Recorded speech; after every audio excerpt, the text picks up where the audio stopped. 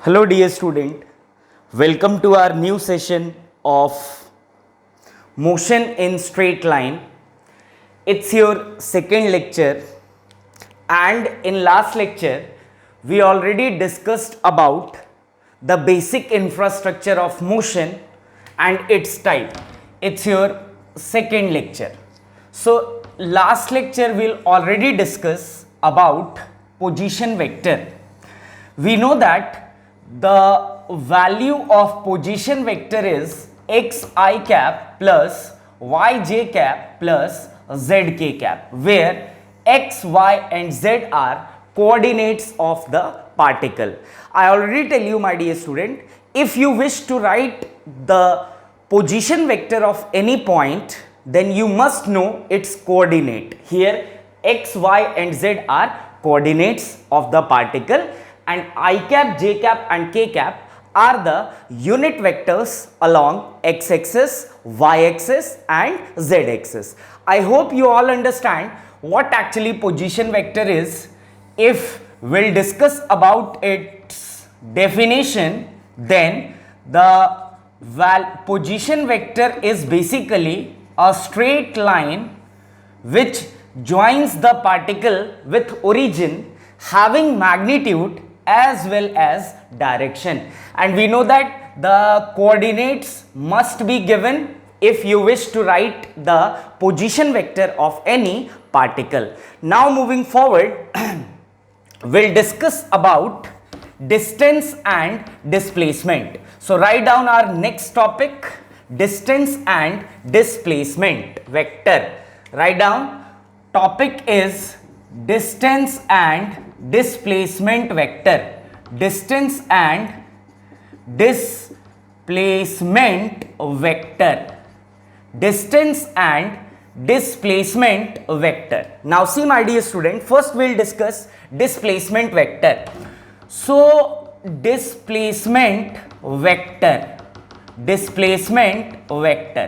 In 9th class you already heard about displacement. That is, displacement is basically shortest path between 2 points. I'll write here the definition which already studied by you in 9th standard. It is shortest path between 2 points is called displacement. Shortest path between 2 points is called displacement. Another definition is also there. It is straight line joining initial point and final point is called displacement. These things are already studied by you in class 9th standard, my dear student. That is, displacement is nothing but shortest path between initial point and final point. And second definition is, if we are talking about shortest path between 2 points, my dear student, remember, shortest path between 2 points must be straight line. So another definition of displacement vector is there. It is straight line joining initial point and final point is called displacement. But now we'll discuss more about displacement, more mature definition of displacement and its concept. As we all know that displacement is vector, so remember, we'll apply here all the applications which will be concluded in vector. So let us see what actually displacement is, or we can say displacement vector is.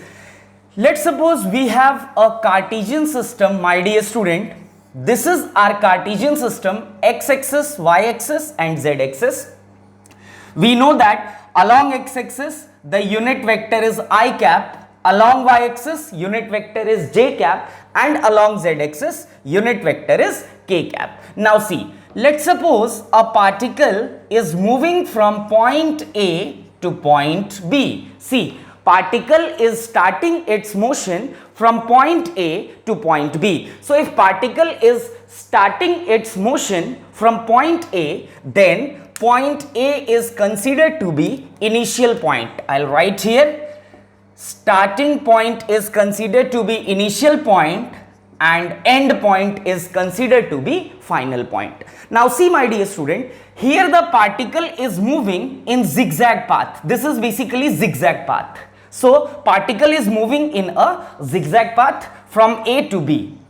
Now we know that this A point and B point is present in Cartesian system.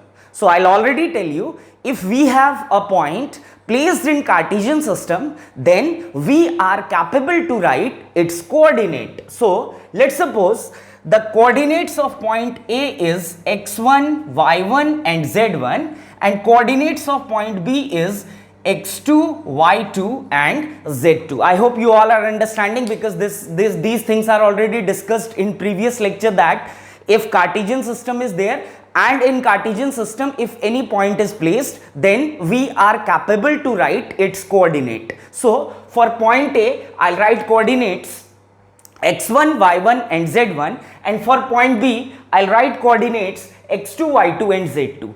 Starting point is A, that's why it is called initial point, and final point is B, that's why it is called final point. So if we know that, one more thing, that if coordinates of particle is given, then we are capable to make its position vector. So we have coordinates of A and coordinates of B, so we are capable to make the position vector of point A and point B as well. So this is our origin. Let's suppose 0, 0, 0 are the coordinates of origin, as we all know. This is the position vector of A point, and this is the position vector of B point. So RA vector is basically position vector of A point. That's why we'll say RA vector is initial position vector. Initial position vector, because RA vector is basically position vector of A point, which is our initial point. Similarly, RB vector is called final position vector, because RB is basically position vector of point B. So RB vector is final position vector and RA vector is initial position vector. Now we know that the formula of position vector is xi cap plus yj cap plus zk cap. So this is the formula of position vector. So if I'll write the formula of RA vector, then it is RA vector is equals to x1 I cap plus y1 j cap plus z1 k cap, and the position vector of B point is x2 I cap plus y2 j cap plus z2 k cap. As we know, the coordinates of point B is x2, y2 and z2. So RB is the position vector of B point. Now moving forward, my dear student, we are discussing about displacement vector, and I already tell you displacement vector is nothing but a straight line joining initial point and final point. So this is our initial point, this is our final point. If I'll make a straight line and join initial point and final point, then this line is basically displacement. And we know that displacement is vector quantity, so it must carry some direction. Now see my dear student, particle is moving from point A to point B, hence the direction of displacement must be from A to B, and we know that for any vector we'll mark arrow as in form of direction. So I'll put an arrow mark here. So this straight line is called displacement vector, because we know that displacement is nothing but a straight line joining initial point and final point. So initial point is A, final point is B, I'll give direction. So this line is basically displacement vector. I hope till this thing you all understand, because we already discussed lots of things about position vector. This is nothing but a game of position vector. Now moving forward, my dear student, see here I'll see a triangle. I hope you all seeing the triangle. It is RA vector, D vector and RB vector. I'll make triangle separate here. This is our RA vector, this is our D vector and this is our RB vector. So there is a triangle whose all the three sides are vector. See, this is RA vector, it is a vector, this is RB vector, it is again a vector, and this is D vector, itself a vector. So here we'll frame a triangle whose all the sides are vector. So I'll apply a property called triangle law of vector addition. I'll write here by triangle law of vector addition, by triangle law of vector addition. I hope you all know about triangle law of vector addition. It is sum of two regular vector is equals to third vector. Remember, sum of two regular vector, I'll write here sum of two regular vector is equal to third vector. Sum of two regular vector is equals to third vector. And meaning of regular vector means, my dear student, this regular vector means combination of one vector head and second vector tail. I am repeating once again. Regular vector means combination of one vector head and second vector tail. If there is a point where one vector head and second vector tail meets, then both the vector is considered to be regular vector. If I am talking about irregular vector, then two tails if meet at common point, then both the vector is considered to be irregular vector. Similarly, if two head of two different vector meets in a single point, then it is again considered to be irregular vector. So identify which vector is regular vector, or we can say which vector is regular vector whose sum is equals to third vector. Now see, this is the tail of RB vector and head of RB vector. At this point there is one more head of D vector, so both the vector is irregular vector. Similarly, RA vector and RB vector meet at this point, so this is again irregular vector because both vectors tails can meet at common point, so both are irregular vector. Similarly, this is RA vector head and here same D vector tail is there, so RA vector and D vector is considered to be a regular vector. So sum of two regular vector is equals to third vector, my dear student. So I'll write here RA vector plus D vector is equals to RB vector. So D vector is equals to RB vector minus RA vector. This is again the formula of displacement vector, because we know that D vector represents displacement vector. So displacement vector is equals to final position vector minus initial position vector. So this final position vector minus initial position vector is said to be change in position vector. This is called change in position vector and represented by delta R vector. So we are now able to write the value of displacement vector is RB vector minus RA vector, which is also called change in position vector. And see, change in position vector can be write as delta R vector. This delta R vector pronounced change in position vector, which is final position vector minus initial position vector. So new definition of displacement vector is, my dear student, change in position vector is also called displacement vector. So I'll write here change in position vector. Change in position vector is called displacement vector.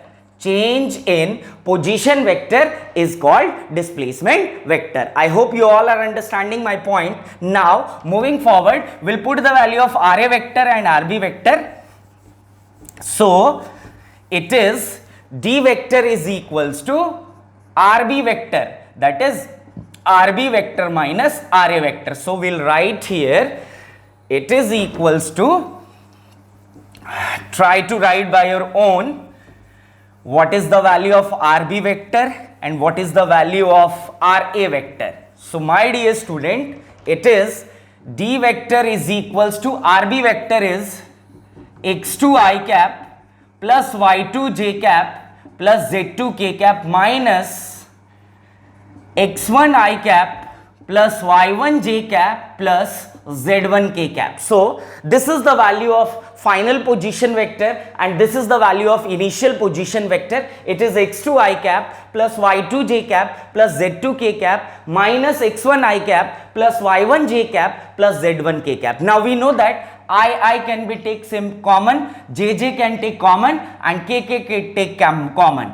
So d vector is equals to, I write x2 I cap minus x1 I cap plus y2 j cap minus y1 j cap plus z2 k cap minus z1 k cap. From here we'll take common I cap. It is x2 minus x1 I cap plus y2 minus y1 j cap plus z2 minus z1 k cap. So this is the value of displacement vector. It is x2 I cap, x2 minus x1 I cap plus y2 minus y1 j cap plus z2 minus z1 k cap. Now see my dear student, this x2 minus x1 is change in x.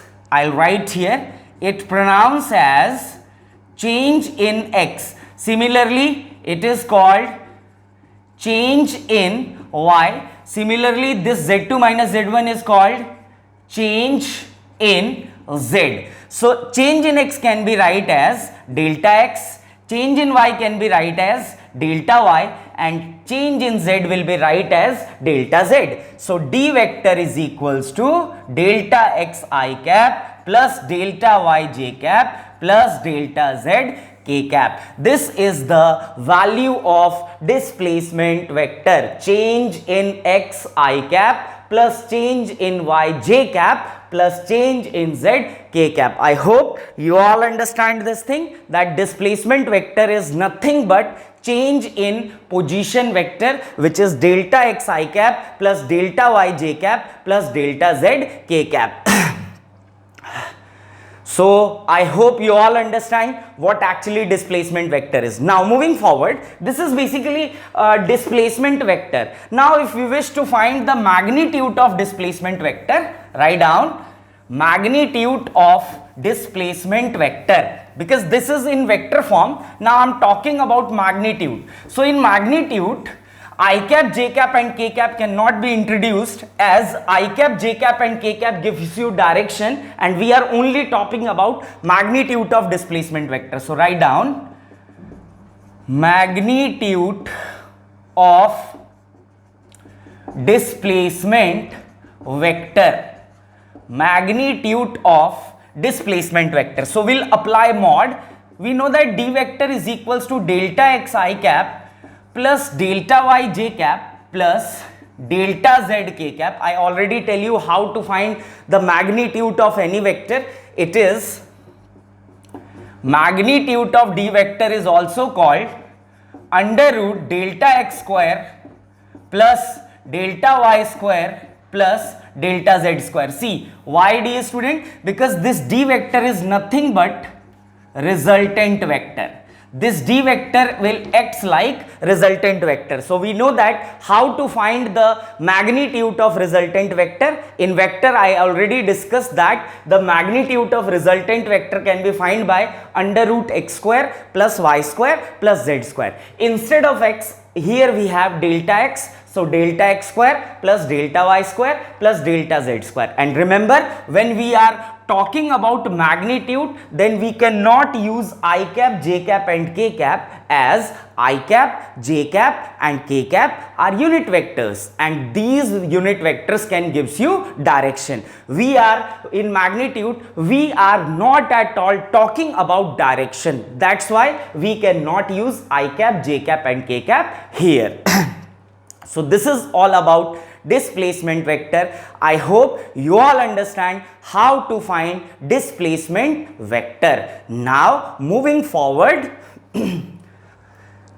we are talking about distance. So write down distance. The very first thing about distance is a scalar quantity. So write down first thing about distance. It is a scalar quantity. First thing about distance is distance.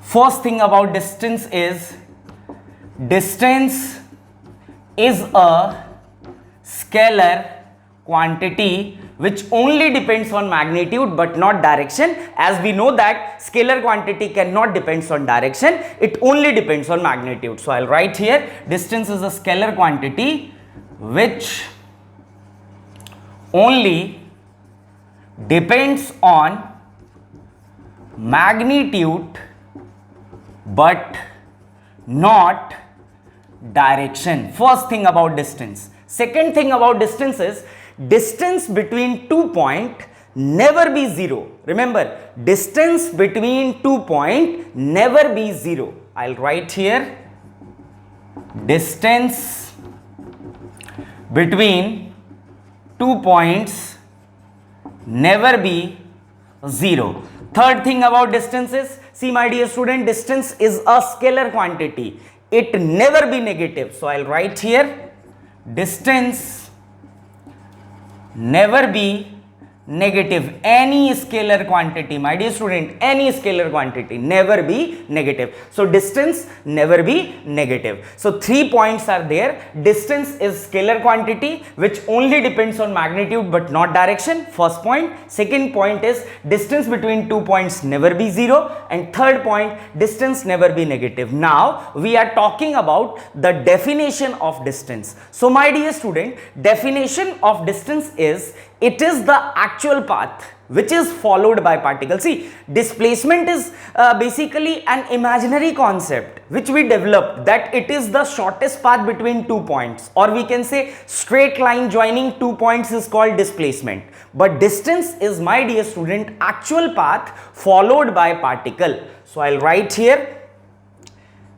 distance is actual path, distance is actual path followed by particle. Distance is actual path followed by particle. So my dear student, remember this thing, actual path may be straight line or it may be zigzag. So I'll write in form of note that actual path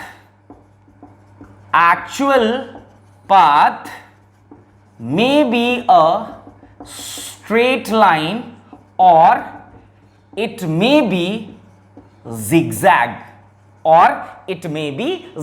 So remember this thing, actual path is not compulsory that it always be straight line. It may be zigzag, but displacement never be zigzag, because displacement is shortest path, and shortest path between 2 points is always a straight line. So remember, this is the basic difference between distance and displacement. Displacement may be straight line, distance may be straight line or it may be zigzag, but displacement never be zigzag. It always be a straight line. So I hope you all understand what actually distance is. So distance is nothing but actual path between 2 points. It may be straight line or it may be zigzag, but displacement is shortest path, so it is always a straight line between initial point and final point, or we can say between 2 points. So this is all about distance and displacement vector. I hope you all understand what actually distance is and what actually displacement is, and how we'll define distance and displacement mathematically. So moving forward, try to understand all the points now what we are discussing in this part of lecture. Write down special case, or write down relation between distance and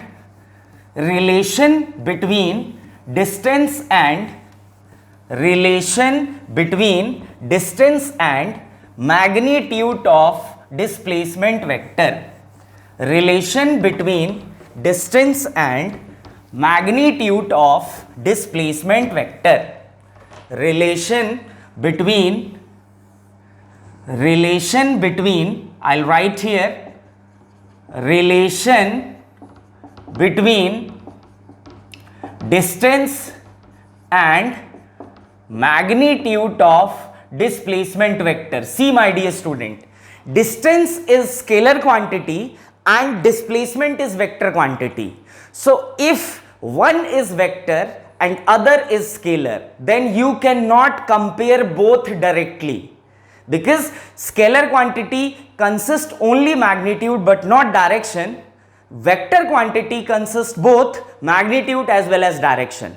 So remember one thing, if you'll compare, or we can say if you'll find relation between scalar and vector, then vector magnitude is considered, not direction. That's why I'll write here relation between distance and magnitude of displacement. This point is very important. Write down in your notebook in form of note that vector and scalar cannot compare directly. Write down, vector and scalar cannot compare directly. For vector,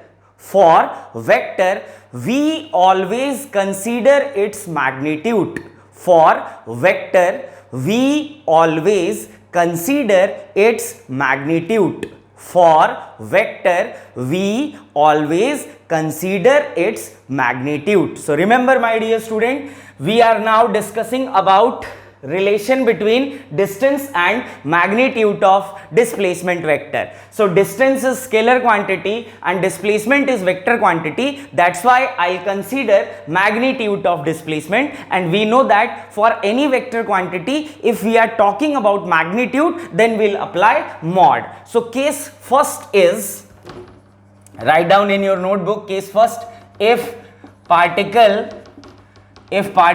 is moving in straight line, if particle is moving in straight line and cannot come back, if particle is moving in straight line and cannot come back. So see, let's suppose this is our A point and this is our B point, this is our initial point and this is our final point. Now in this case we are talking about if particle is moving in straight line, and cannot come back. So particle is moving in straight line, so actual path of particle is straight line, because particle is moving in straight line. So if the actual path of particle is straight line, then distance is also straight line between A point and B point. So this line represents distance. Distance is represented by S. You'll write anything. I'll write distance in form of S. Similarly, we know that displacement is nothing but straight line joining initial point and final point. So this is our initial point and this is our final point. So straight line joining initial point and final point is called displacement. So blue line is basically displacement and black line is basically distance. Here actual path is straight line, that's why distance is also straight line. Now we are talking about relation between distance and magnitude of displacement. So my dear student, we know that the length of this line is basically magnitude of displacement. The length of blue line is magnitude of displacement. So if it is straight line, then we see here that distance and magnitude of displacement both are equal. So I'll write here distance is equals to magnitude of displacement vector. So remember this thing, my dear student, if particle is moving in straight line and cannot comes back, then distance and magnitude of displacement both remains equal. Moving forward to next case, write down case 2. I hope you all understand this case. Now, if particle is moving in straight line and come back. Now we are talking about particle is moving in straight line and particle is coming back. So let's suppose the particle is starting from point A, go to point B, the motion is basically straight line and comes back to C. So my dear student, C is final point and A is initial point. I'll write here A is initial point and C is final point. So here distance is also straight line because particle actually moving in straight line. So distance is basically A to B and B to C. I'll write here distance is nothing but A to B and B to C. Similarly, if I'm talking about displacement, then we know that displacement is nothing but straight line joining initial point and final point. So A is our initial point and C is our final point. So this is nothing but displacement vector, because we know that displacement is straight line joining initial point and final point. So here initial point is A and final point is C. So if I'll join A and C with a straight line giving direction, this line represents displacement vector. Now displacement is from A to C. Now see, compare A to B, B to C and A to C. It is but obvious that distance is greater than magnitude of displacement. So I'll write here, distance is greater than magnitude of displacement if particle is moving in straight line and comes back. Now moving forward, we'll discuss about case 3. If particle is moving in zigzag path. If particle is moving in zigzag path. So my dear student, particle is now moving in zigzag path. So let's suppose particle starting its motion from point A and point B. So this is our actual path. So this actual path is considered to be distance, and if A is initial point and B is final point, so straight line joining initial point and final point is called displacement, as I already tell you. Now see, if 2 points are there, between 2 points 2 path is present, one is zigzag path and one is straight line, then again it is but obvious that zigzag path must be greater than straight line, because straight line is shortest path. So straight line, how straight line will be greater than zigzag line? So in this scenario, we'll say again distance is greater than magnitude of displacement. So in all the 3 cases, what we'll see that displacement, magnitude of displacement never be greater than distance. It is equal to distance. In some cases, it is equal to distance, like if particle is moving in straight line and cannot come back. In that case, distance is equals to magnitude of displacement. But all the 3 cases shows that displacement magnitude never be greater than distance. So what we conclude, my dear student, we concluded here that distance is always greater than or equal to magnitude of displacement. I'll write here, distance is always greater than or equal to magnitude of displacement. This is the relation between distance and magnitude of displacement. One more case is there.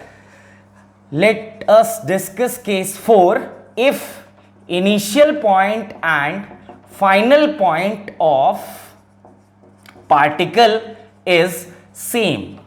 Let's suppose particle starts performing its motion from point A, go back to point B and come again at A. So my dear student, initial point and final point of particle is A.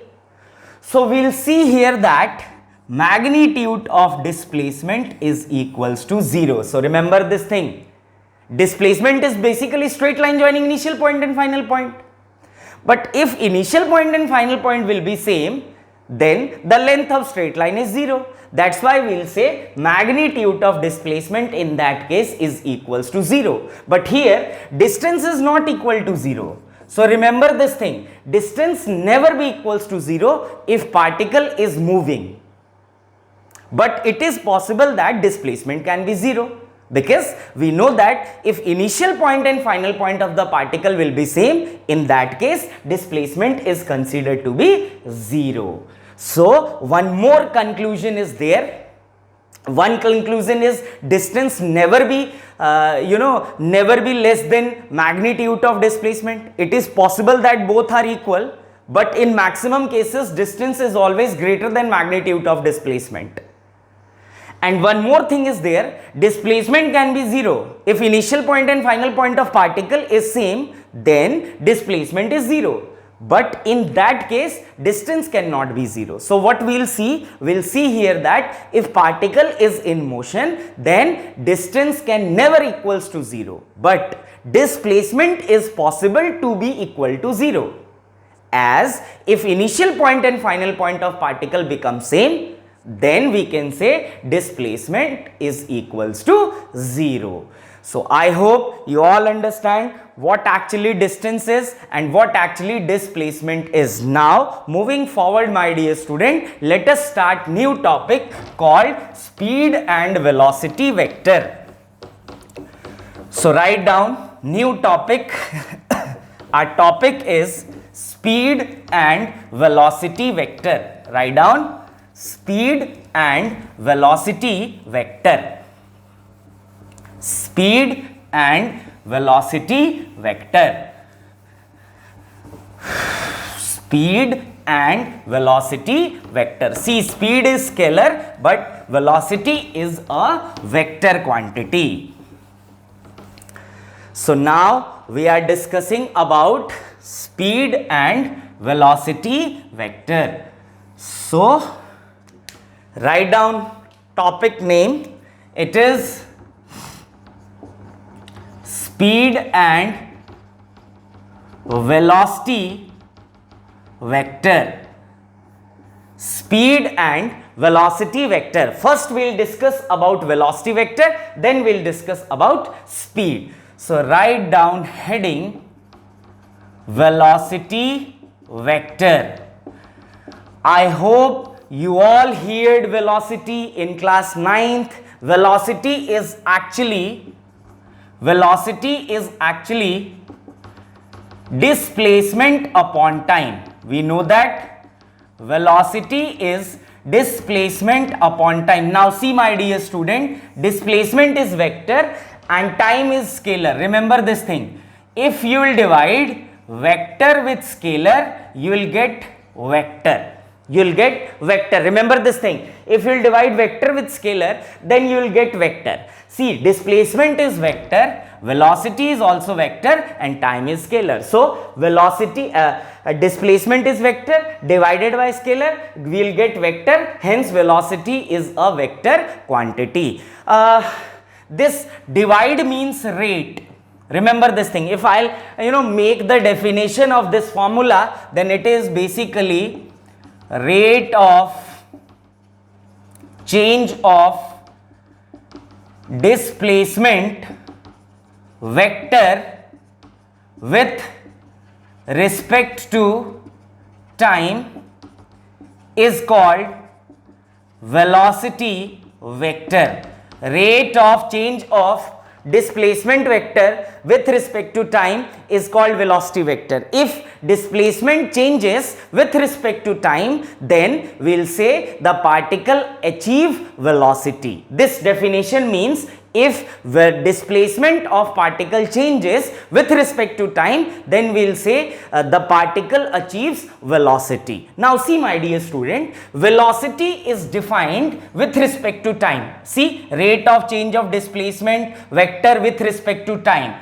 So with respect to time, that means velocity depends on time, because according to the definition or according to the formula, it is displacement upon time. So we'll say velocity depends on time, and my dear student, time is classified into two types. In our physics, time is classified into two types. One is time interval, and other is instantaneous time. So we have two different times in physics. It is time interval and instantaneous time. Time interval and instantaneous time. Time interval means if we have two times is given, one is initial time and second is final time, then we'll say we are talking about time interval. So time interval is basically presented by delta t, and it is equals to t2 minus t1, where t2 is nothing but final time and t1 is nothing but initial time. So time interval is basically, when we are talking about time interval, as if two time is given, one is initial time and second is final time, then we are talking about time interval which is represented by delta t, and delta t means t2 minus t1, where t2 is nothing but final time and t1 is nothing but initial time. Similarly, instantaneous time is represented by dt, small change in time. This pronounced as small change in time. dt means nothing but small change in time. So if we have single time is given, then we are talking about instantaneous time, and if we have two times is given, if we have two times is present, then we are talking about time interval. So time interval is basically represented by delta t, it is equals to t2 minus t1, and instantaneous time is presented by dt. dt means small change in time. dt means small change in time. So coming back to our topic, which is velocity, what I will tell you about velocity is, my dear student, velocity is basically displacement upon time. If we'll pronounce the formula in form of definition, then it is rate of change of displacement if displacement is changing with respect to time. So what we will see here, that velocity is defined with respect to time, and we know that time is of two types. One is time interval and other is instantaneous time. So relate these things. Time is of two types and velocity is defined with respect to time. That means time play an important role to define the definition of velocity, or we can say to define the velocity. So if time is playing important role to define the velocity and time is of two types, then it must but obvious that velocity is also of two types, one for time interval and another for instantaneous time. So write down, on the basis of time,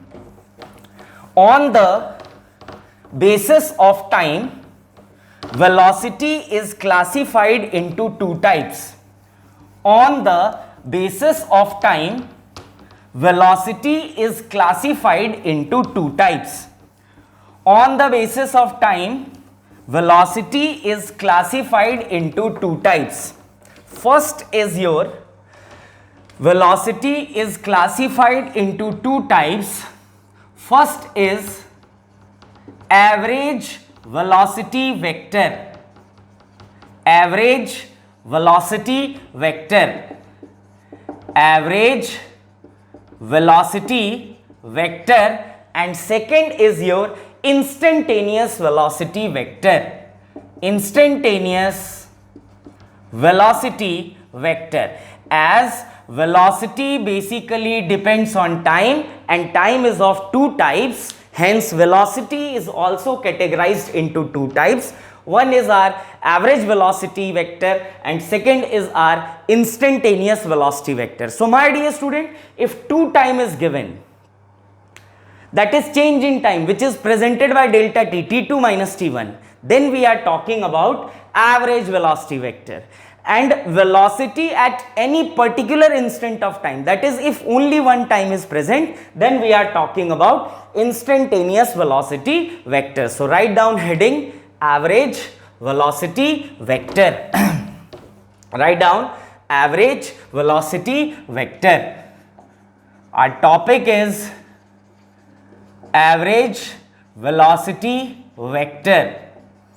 Average velocity vector. So see my dear student, let's suppose we have this Cartesian system x, y, z. Along x-axis unit vector is I cap, along y-axis it is j cap, and along z-axis it is k cap. This is our origin 0, 0, 0. This is our initial point, let's suppose A, and particle is moving in zigzag path, reaches at point B. So point B is basically final point. Let's suppose its coordinate x1, y1, z1, its coordinate x2, y2, z2. Let's suppose when the particle at point A, at that time, let's say time is equals to t1.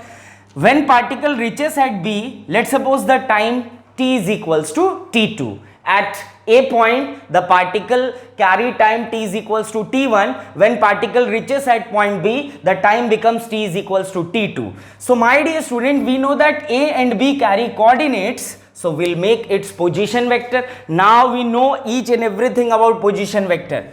So this is our position vector, RA vector, this is our position vector, RB vector, and this is our displacement vector. We know that the formula of displacement vector. Displacement vector is nothing but change in position vector, which is equal to RB vector minus RA vector. Now see my dear student, t is equals to t1 is nothing but initial time, t is equals to t2 is nothing but final time. So d vector is equals to delta r vector. RB means x2 i cap plus y2 j cap plus z2 k cap minus x1 i cap plus y1 j cap plus z1 k cap. These things are already discussed in previous topic. So displacement vector, which is also called change in position, is equals to x2 minus x1 i cap plus y2 minus y1 j cap plus z2 minus z1 k cap. So d vector, which is also equals to change in position, can be write delta x I cap plus delta y j cap plus delta z k cap. This is basically displacement vector. Now see my dear student, I already tell you that when we are talking about two time, one is initial time and second is final time, then we are talking about time interval. When we are talking about time interval, then the velocity which is defined is called average velocity vector. So v vector average is equals to displacement vector upon time interval, and we know that displacement vector is nothing but change in position vector. So average velocity vector can be write as delta r vector by delta t. Now see, average velocity vector will be write as delta r. It means delta x I cap plus delta y j cap plus delta z k cap over delta t. This is the formula of average velocity vector, my dear student. Now see, if I'll break this formula, we'll get delta x by delta t I cap plus delta y by delta t j cap plus delta z by delta t k cap. We know that delta x pronounced as change in x and delta t pronounced as change in t, or we can say change in time. So this is nothing but average velocity along x-axis, because this is change in x. So let's suppose if particle is only moving x-axis, if particle is only moving x-axis, then it is but obvious that change in y is 0 and change in z is also 0. So 0, 0. So only velocity is defined only along x-axis. Similarly, this is average velocity along y-axis. Similarly, this is average velocity along z-axis. So I hope you all understand what actually average velocity vector is. When two time is given, then the velocity which is defined is considered to be average velocity vector. So for average velocity vector, my dear student, remember time interval is given. Average velocity vector is also called change in position vector upon change in time, that is delta t. So average velocity vector is equals to change in x I cap plus change in y j cap plus change in z k cap over delta t, which is change in time, or we can say final time minus initial time. Now in this formula, what we will see, my dear student, if particle is moving only along x-axis, then we don't need to describe delta y and delta t, because delta y, that is change in y, is 0 as particle is only moving x-axis. Similarly, delta z is also considered to be 0 because particle is moving along x-axis. So on the basis of motion of particle along what axis will define velocity. So I hope you all understand what actually average velocity vector is. Now moving forward, we'll discuss about instantaneous velocity vector. So write down instantaneous velocity vector. Instantaneous velocity vector. Write down the new term called instantaneous velocity vector. So first write down the definition of instantaneous velocity vector. It is the velocity which is defined at any particular instant of time. Write down instantaneous velocity vector. So instantaneous velocity vector is basically the velocity of particle which is defined at any particular instant of time. The velocity of particle which is defined at any particular instant of time is called instantaneous velocity vector. Now see my dear student, instantaneous velocity vector can be write as v vector.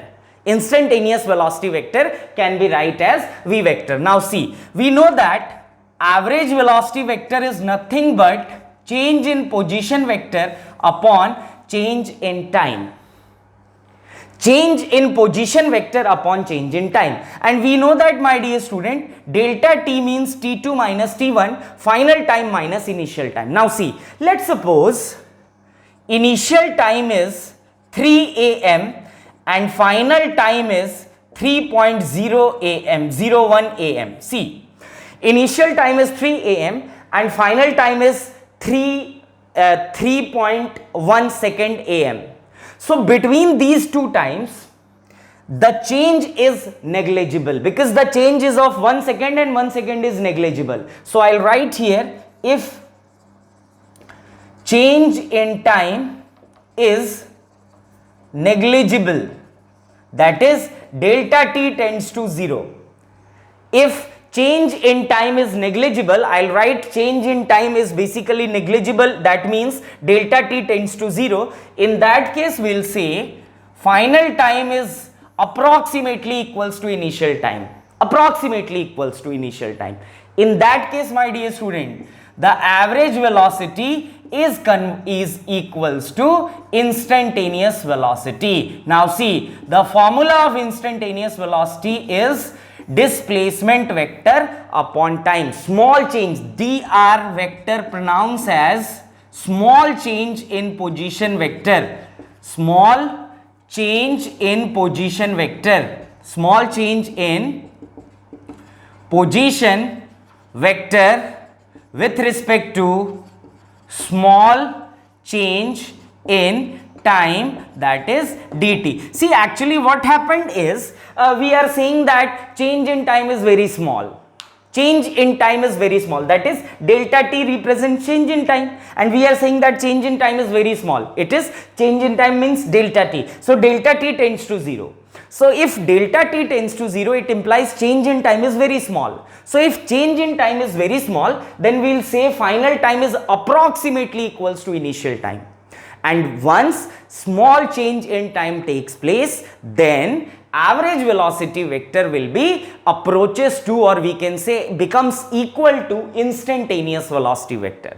Both are equal only if change in time is very small. Dear student, remember this thing, it is not implies that average velocity vector and instantaneous velocity vector both are equal. No, both are not equal. Equal is possible when change in time is very small, that is delta t tends to 0, because delta t pronounced as change in time.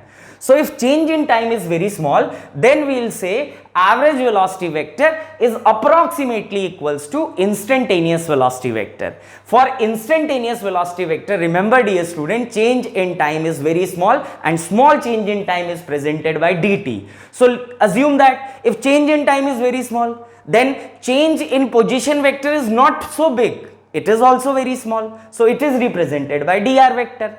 So instantaneous velocity vector is nothing but change in position vector with respect to change in time.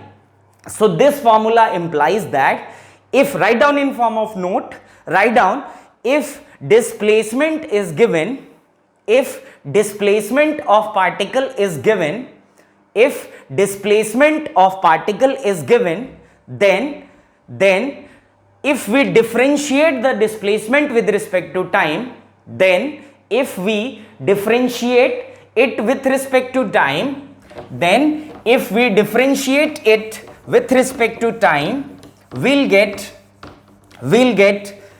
instantaneous velocity. We'll get instantaneous velocity.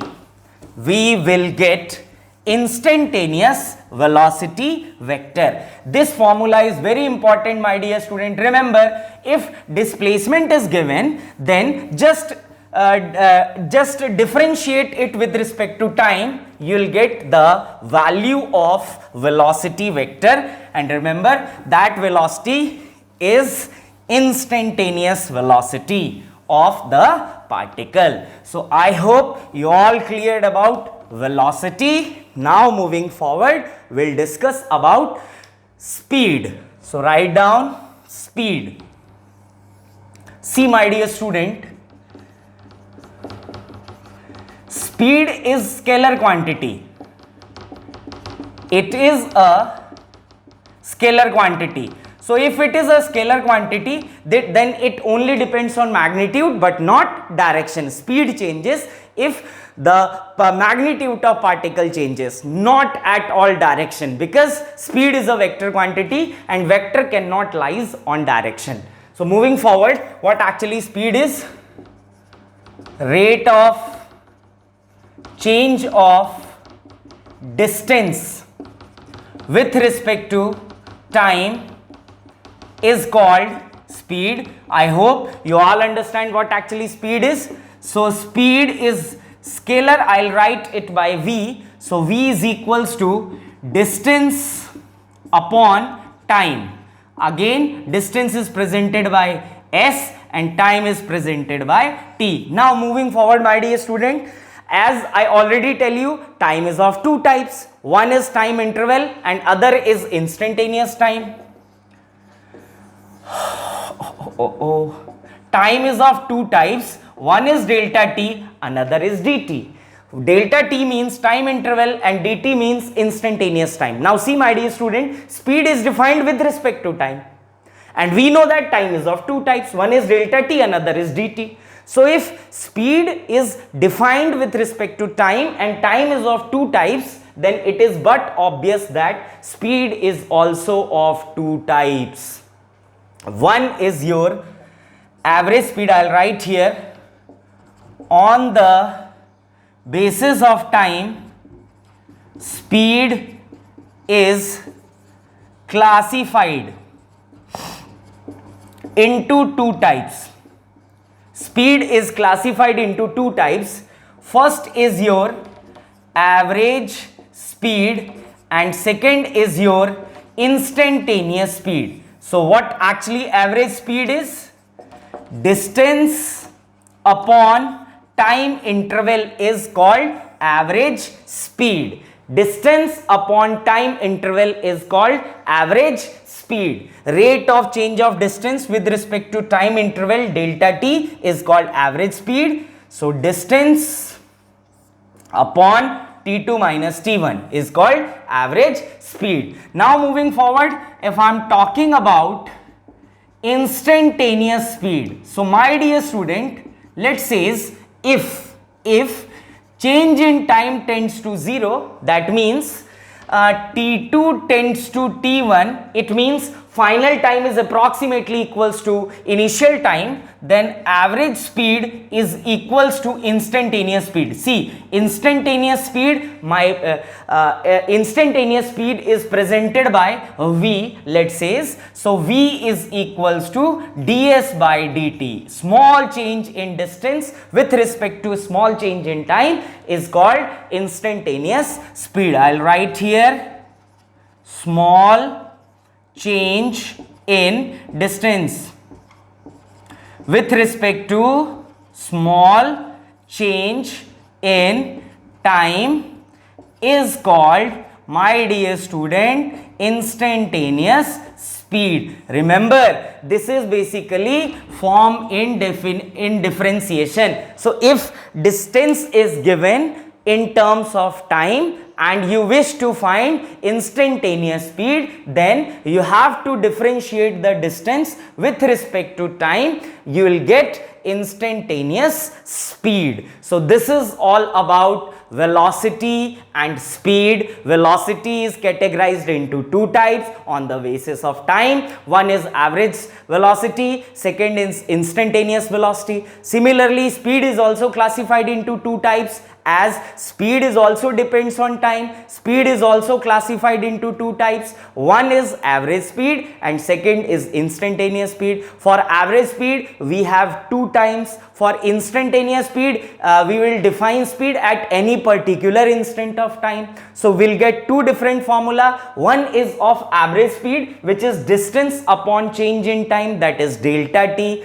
Again, instantaneous speed is small change in distance with respect to small change in time, that is ds by dt. So I hope you all understand today's topic. We'll discuss today distance, displacement, velocity and speed. In next class, we'll discuss about acceleration, position time graph and equation of motion. So my dear student, I hope you all are understanding each and every concept which is delivered by me. So stay home, stay safe, take care, keep making notes. Thank you so much, my dear student. Thank you.